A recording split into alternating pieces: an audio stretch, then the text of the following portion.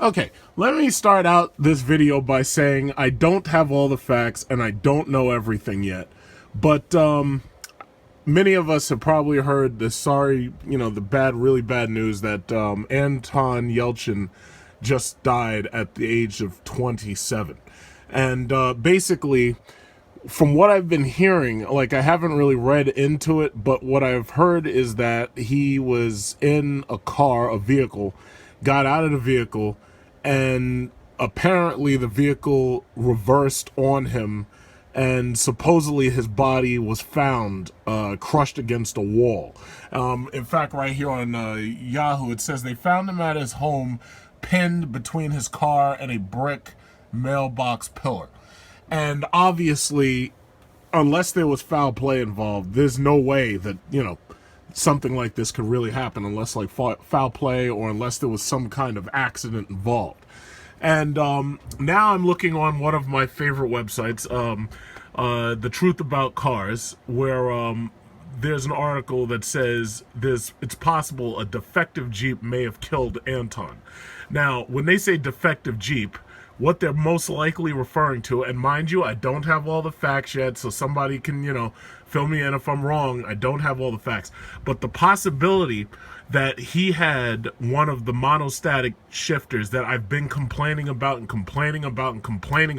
ever since I first used it in the 2008 Audi A8. Or it might have been 2009, I honestly don't remember. But basically, some people who watch my channel, you've probably noticed that I've made videos about this because I complained about this fucking shifter back when it was first introduced in this piece of shit Audi. I complained about it then. I kept complaining about it. And despite the fact that I've been a Jeep buyer and I currently have a Jeep SRT that actually has this shifter in it, and I'm waiting on the recall order to actually change it. Despite all that, they continued to produce this thing. Now, granted, they have changed it, and they are trying to put in the new shifter that I mentioned in the video that I did.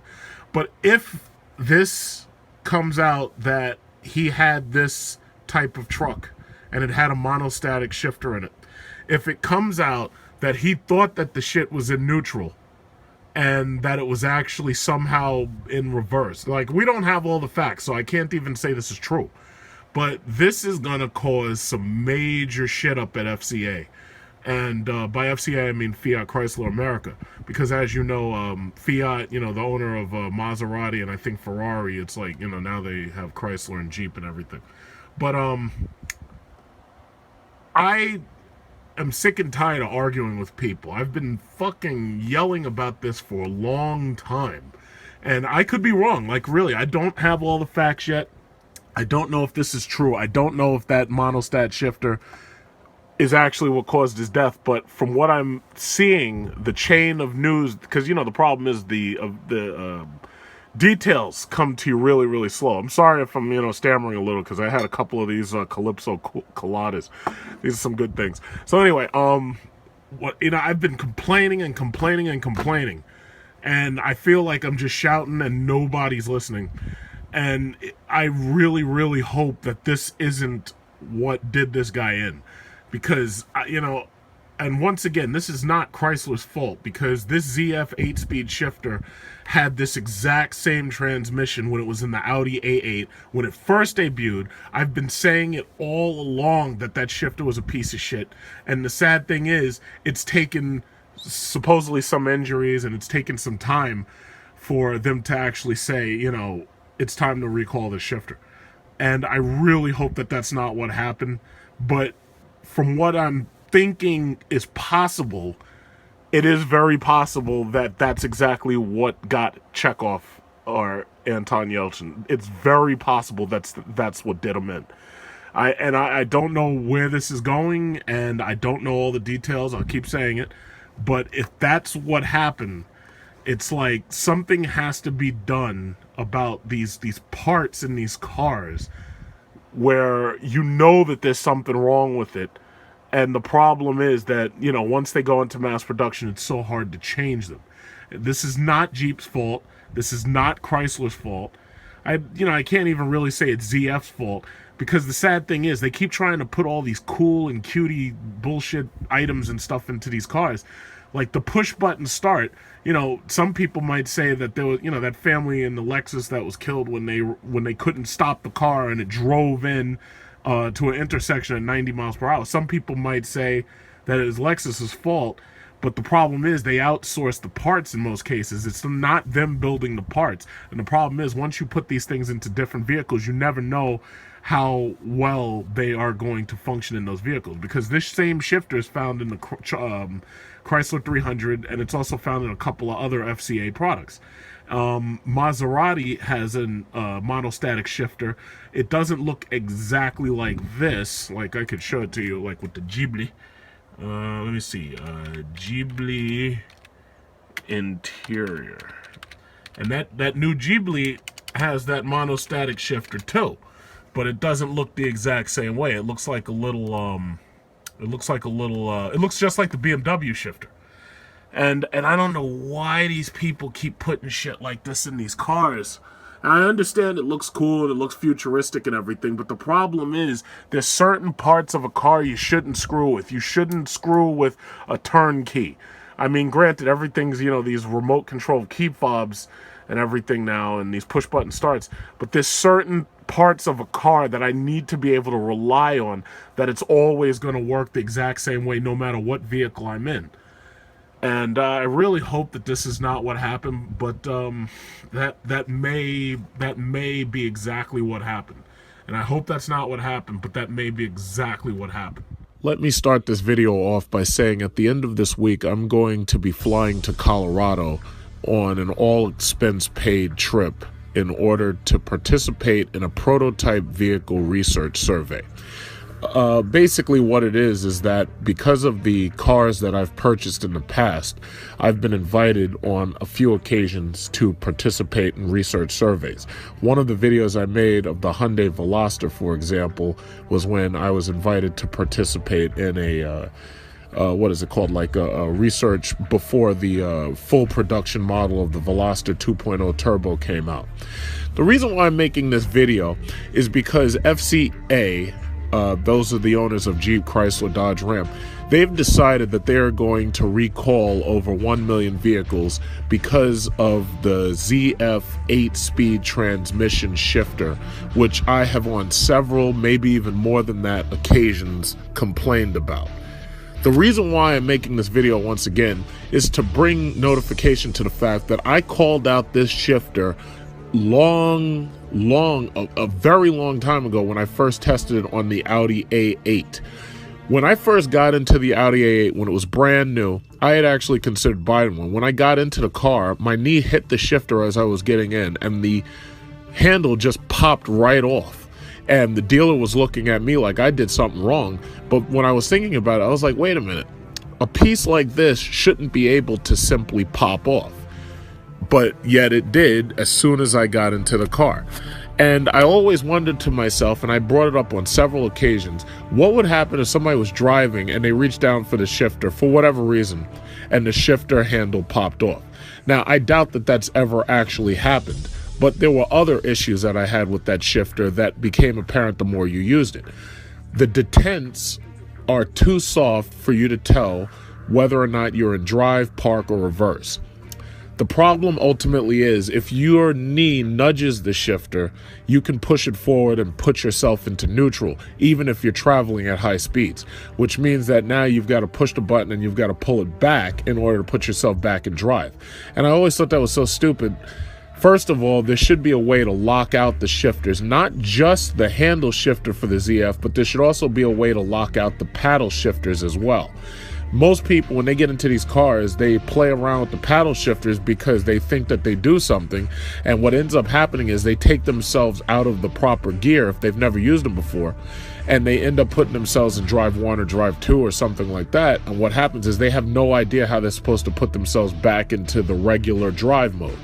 What you're usually supposed to do is you're supposed to hold one of the shifters, usually the one that's marked upshift, and if you hold it for 2 or 3 seconds, the car will go back into regular drive mode.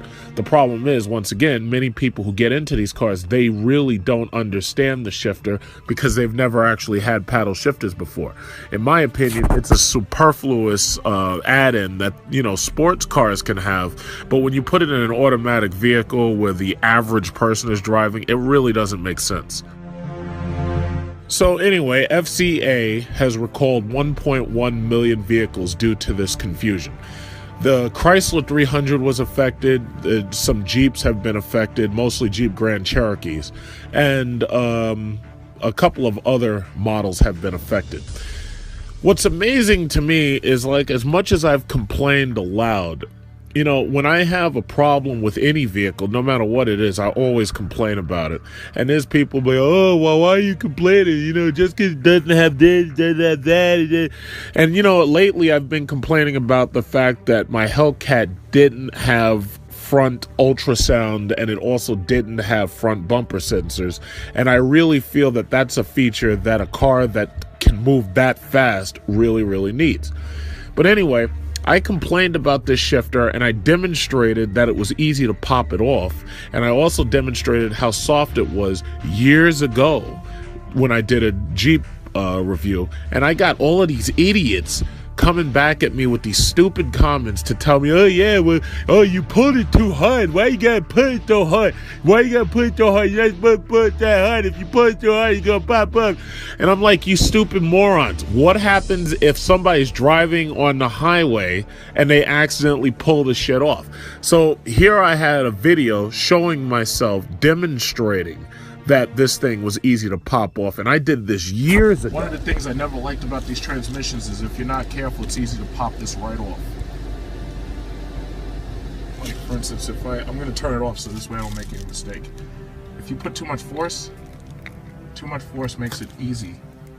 Pop this son of a bitch right off. I learned that when I was in an Audi A8, and unfortunately they never really fixed it. Okay, it's back on. I snapped it right back on. In one of my newer videos, I demonstrated the 2016 replacement shifter in the Jeep SRT. It's the same shifter you'd find in a Cherokee and the new regular Jeep Grand Cherokees that's not an SRT. Also, as you can see, the SRT model gets an SRT button as well as a custom button, which allows you quick access to basically the suspension setting. The paddle shifters can be turned on and off, and you can also set it for track mode or sport mode to give you faster throttle response, or to automatically turn the stability control off. So I'm really psyched to see that this new shifter or some replacement is coming to all Jeeps, because in my opinion, it's not a good shifter. The old ZF transmission shifter, and when I say old, I mean basically last gen, because it's really not that old, but it's really a bad decision to have something like that on a truck like this. And then what really gets me is the fact that the shifter is moved so far close to the driver that it's very easy for someone with long legs or knees that come past the height of the shifter to either nudge it and break it off, or to accidentally push it when they're driving and their body is shifting around when they're moving at speeds and, you know, sliding around in a chair. So that's basically my little update for right now. And as I said, I'm going to be in Colorado by the end of this week. I'm flying over to Colorado, and I'm going to be talking to these people about prototype vehicles that they have, that they're going to have us test out, and then they're going to give us iPad tablets, and we're going to basically take notes and everything, and we're going to give them all of our feelings. And you already know me. If I see anything wrong with one of these cars, I'm going to say it right there, and I'm going to say, listen, you know, stop production, stop everything, fix this shit now. Because you really think about it, why is it that there's no whistleblowers who can stop this garbage from getting past the beta stage? Now listen, the shifter looked good and everything, and it's a nice little feature. It's got nice lights on it, LED lighting, this, that, and other, but the implementation of it was stupid on the Audi, which came years before the Jeep did. And I can't understand, how could you allow something like that to get past the beta stage? it's like, where are the people who are supposedly testing these things in real world conditions? Because it's really not fair to blame Jeep for this shifter. That's a ZF shifter. It's not fair to blame Jeep for it. It's not fair to blame Chrysler for it.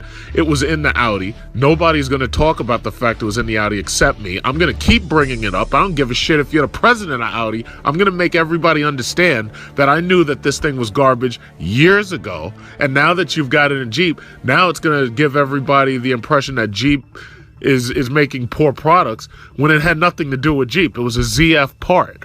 And it was something that began on these silly German cars. They put it in there trying to look cute, and then all of a sudden now they shifted over to other vehicles, and now you've got a situation where, you know, people can hurt them. There's been like 50 injuries or something like that. And it's like, how can you blame the reliability of one company when this thing is made by another company, and then you had another company that used it and nobody talks about them because their name is Audi? That's a bunch of crap. And it really bothers me. And I've been saying this for years. And all of a sudden now, after a couple of injuries, you know, and it's really sad. It's like when you have an intersection and you know there should be a stop sign there. I call it the death threshold. In order for there to be immediate political change, in order for somebody to say, oh, we need a stop sign here, there's a certain number of people that either have to get seriously injured or die in order for sudden political change to happen. Every single situation has a death threshold. And that's what I call it. That's my term. I've coined that term. It's ridiculous that you know that there's ignition problems in a GM car and that it takes a certain number of people to die because their keys pulled on the ignition before you can get anything done. They knew that there were problems with the Toyota accelerators. They knew there were problems with Lexus accelerators, but it takes a certain number of people to die in a very high-profile incident in order for something to suddenly get these people motivated to fix it. I don't know why they waited this long. And I agree, you know, it's all dollars and cents. But the thing about it is, it's like, it was totally unnecessary to wait, especially when you had people saying it, reviewers saying it for a very long time. Hey, this shifter, it's hard to do this with it. It's hard to do that with it. It's hard to tell if you're in reverse. It's hard to tell if you're in park. And granted, that's not Chrysler's fault. That's ZF's fault. But if they had stopped this a long time ago during the early production, they could have gotten rid of this shifter in the 2014. The 2015s wouldn't have had it either. And then you would have had a fresh 2016 that had a perfect shifter, which none of the traditional Jeep buyers would have complained about. And this is the reason why I have to say things the way I say them. This is why I have to be passionate about the way I say it. This is why I have to complain the way I complain. And anybody who doesn't like it, you can go to another channel, because I'm going to keep doing what I'm doing. I'm going to keep testing these cars. I'm going to keep buying these cars. If there's anything I don't like about them, oh yeah, I'm going to piss and moan about it. I'm going to piss and moan.